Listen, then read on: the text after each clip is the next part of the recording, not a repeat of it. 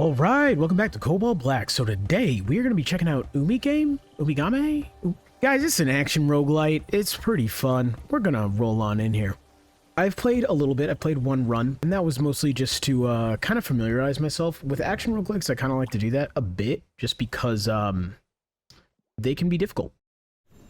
This one is not too bad, though. Anyways, we're going to jump on in here. Basically, it is your very typical action roguelike fare, you know? It's a Hades-like, I guess, is how someone would probably describe it. Clear rooms, you get a choice of your next room, and you go on and keep doing that. So there's multiple playable characters. I have only worked towards unlocking Pearl and Rend.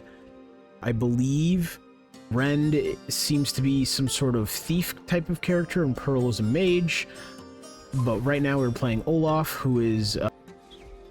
well, he's got a giant axe, and that's all I need to know. So with this game has one unique mechanic. Well, not one unique mechanic. It has more than one, but one of the unique mechanics that really makes the game is the Guardian system. You get these little dudes who help you out in battle, and you can place these turrets around the arena. And they will do damage for you, and yeah, they will just generally aid your combat decisions. You hear whispers in the swamp, don't follow them. Those spirits love leading adventurers astray. Alright, that's fine, man. Into the haunted swamp, okay.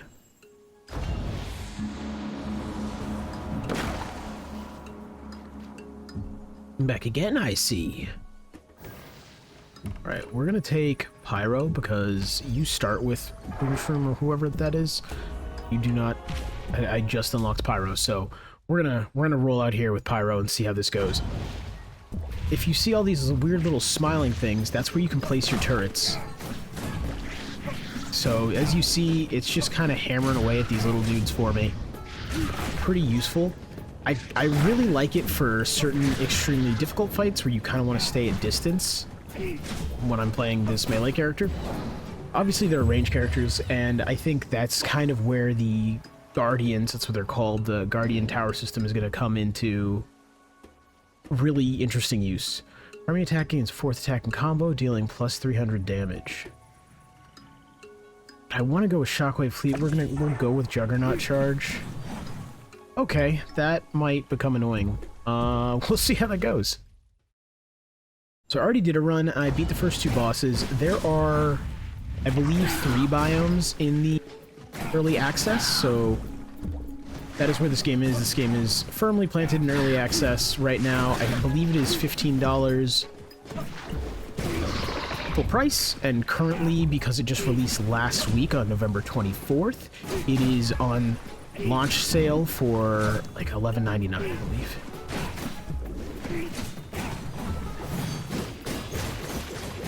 Alright, so we need to get rid of these dudes. I probably also should have summoned Pyro a while ago, but that is a big thing I'm trying to get used to, is this whole turret system. Because it's not like an ability, right? Like, it's just a thing that can happen. So it's very easy for me to forget. Alright, what do we have? War Dance. While spinning during the secondary attack, gain plus 20% movement speed and immunity to slow effects. That's pretty cool. Protect Bubble plus max armor. Entering range of active Guardian projects a shield every 5 seconds that regenerates 1 armor. That sounds amazing. We're gonna go with that. I really want to go with the shock augment that I can get, but there keeps being other good stuff. Alright, so I always go with the most challenging one here, because one thing I have noticed, and see, here's the problem. I'm gonna say this, and probably, yeah, immediately get hit. Alright, I was gonna say, I've noticed this game isn't too difficult as far as Hades-likes go. You get health back when you kill enemies, so it is fairly easy to stay healthy. Just don't take too many hits, you know? Hits are very, very well telegraphed. And it depends on the enemies, but some of them seem kind of slow. Some of them are quick, but usually the quick ones are very little and easy to kind of get out of the way of as well. All right, let's spin to win. Get rid of that guy. So your currency is these seashells. And yeah, that's why I always pick the highest value one when we come into those rooms, because I like spending cash, guys. It's a nice time. Oh, free? Alright, Bloodthirst. Okay, we're gonna go with Shockwave Cleave, because that seems cool as all hell. Yeah, so this guy is equipped with just regular slashes and then a nice spin to win, which, what warrior enjoyer doesn't love a spin to win? Granted, I feel like in this day and age, we should have some more interesting things for warrior archetypes than... Oh, does he have a big axe? What if he made himself dizzy? What? Yeah, what if he just spun around? Okay. Like, that's kind of what it feels like. Don't get me wrong. I love the spin to win. It's tried and true, you know? I just think it would be very interesting to have a warrior where it's, I don't know, something different. Yeah, we're gonna roll in here. I want to keep getting skills. Gain power early is my philosophy in any sort of action roguelite like this. Jeez, I am just eating these. So last time I played, I acquired, instead of this shockwave thing, the ability I got was much better, I would argue. It gave me bleed. And if you've ever seen me play an action roguelike, you know... Here it is, Bleeding Strike. You know I prefer my dots. And, you know, it's one thing where, like, when you play, like, an MMO, right? Dots are kind of cool just because, oh, you can do more damage, and it allows you to, like, focus on multiple enemies at once. But I just like them in these kind of games because I can just dot someone up and stay out of danger. I'm Pearl, professional mage. Nice to meet you. I managed to get this far on my own, but the aura I sense beyond this room is overwhelming and charged with ancient energy. The corrupted is near, I can feel it. I wouldn't stick around if I were you. Okay. Okay, so we unlocked Pearl. Nice. So let's set up my flamethrower turret because, I don't know, that's what you do. Yeah, so now that I have the bleed, I am much more comfortable. Just, it's a lot of hit and run tactics in these games, and that's why I love bleed when I can get it, you know? Well, this flame turret is nuts. I can't tell if it's overtuned or just feels that way now because I have bleed.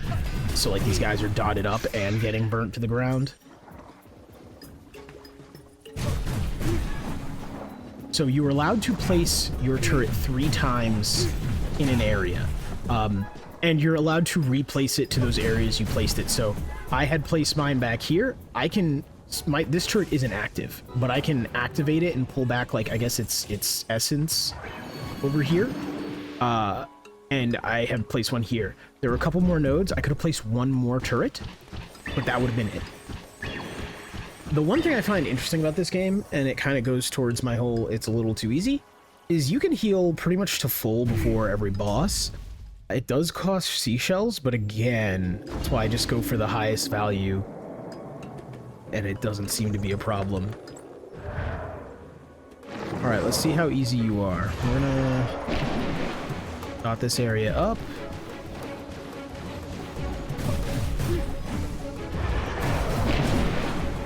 Oh yeah, this turret's real helpful against bosses. Ooh, I don't want to be in that. Let's see if we can keep the boss dotted up while staying safe. These are our goals.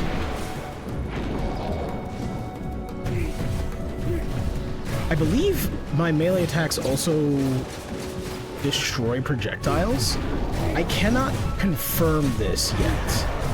And by cannot, I mean I don't know, every time I think to confirm it, I'm also like trying to not die.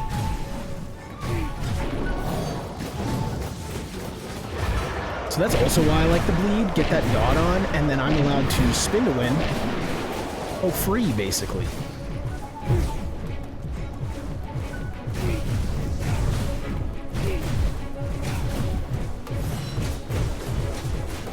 And boom, done. Yeah, so I find the bosses not too difficult in this game. And I kind of like this. I kind of like the difficulty curve that this game is at, and hear me out. I understand a lot of people really want their roguelikes to be gritty and tough and yada yada yada. I find that every once in a while, I do want a casual roguelike. I want to be able to take an action roguelike and, you know, on a day where I'm like not feeling well or you know, just am not at the top of my game, just be like, oh yeah, I'll mess around with this. And like, you know, some of you might just say get good, and that's kind of fair, but at the same time, you know, there's also the aspect of not everybody has the same ableness when it comes to video games. Some people have issues with their hands, some people have issues with their eyes, so it's really nice to have games that are a little bit easier in the roguelike genre. So, bottom line, I kind of approve of the difficulty curve, but some of you might find it a little too easy. Every 5 seconds, create a huge explosion underneath the target, dealing 200 damage. Okay, I'll take that. We will go with attack speed. Now, I'm not saying, like, stuff should just be super easy. I just am saying it is nice to have options. After spinning for at least 2.5 seconds, at least powerful finishing slash. Nah, there's a different, better spin one. Healing orbs can critically heal, restoring 150% HP based on your critical chance, which is 0% right now. We're just gonna go Vitality. I don't think we're gonna go real hard into crit on this dude. I think we're gonna Unga Bunga this, and that's just fine. But yeah, it is, and like, don't get me wrong, there are games that should just be hardcore, and I think the weird part is there's a statement that was said that I do wholeheartedly believe is true, but it doesn't necessarily always apply to every essence of a game. But making a game for everybody means you made a game for nobody, right?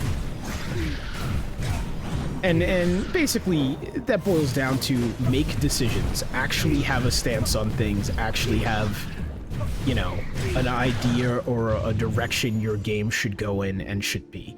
And I believe in that wholeheartedly. But when it comes to things like difficulty, unless your whole shtick is we are the soul, like FromSoft should not release, oh, we made an easy Souls-like. That's nope. They should not be doing that. But I think it is nice to have those.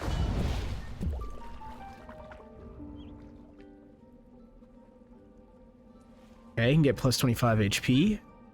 Dashing strikes up to 4 nearby enemies, dealing 65 damage. Defeated foes have a 20% chance to drop consumables. We are going to...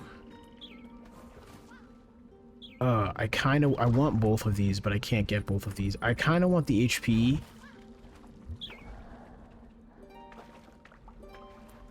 We're gonna go with that. Yeah, it's okay. It's okay. That means I don't have to go for as many HP rooms, so I can focus on abilities.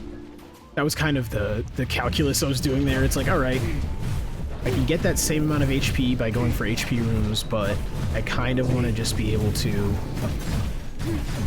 go for whatever room I want to go for.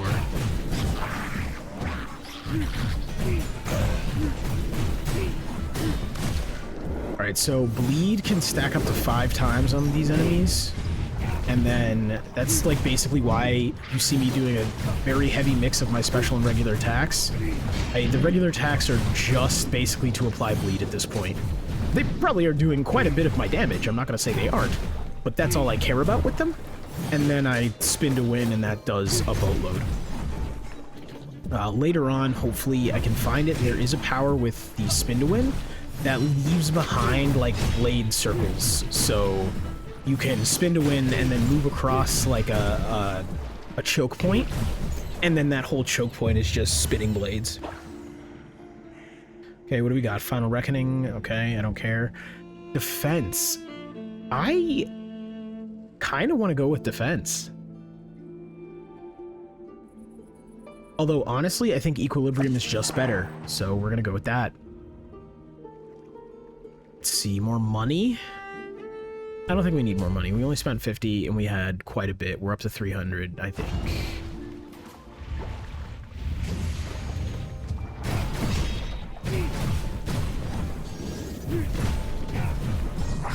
Uh-oh, ow. Please don't. I feel like I'm like obligated to at least get to the next boss, as I did on my first run.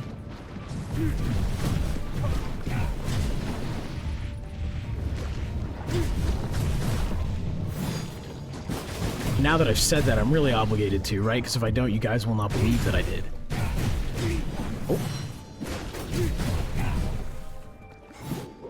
Okay, let's stop being Unga Bunga and let's use our turret more.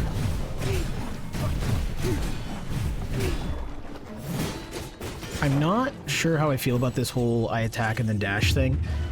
Fourth attack is very... it throws me off.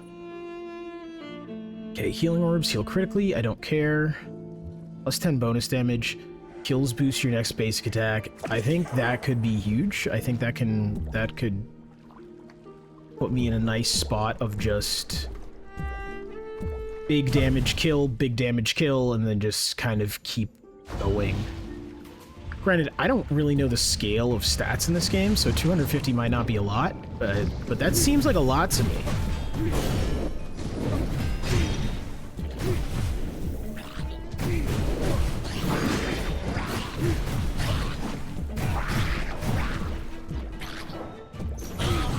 Okay, there we go.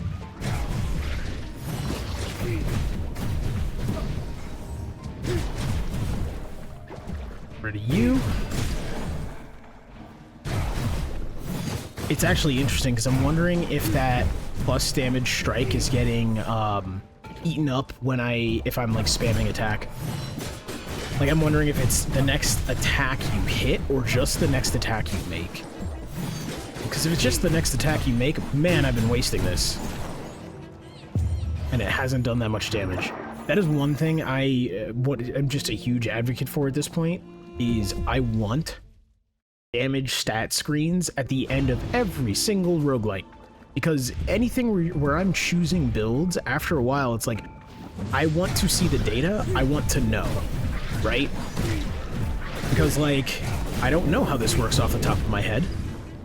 And if it is the first strike I make, period, just like if I whiff and hit the air, then it's not that good, especially on something like this guy where I find myself spamming a lot.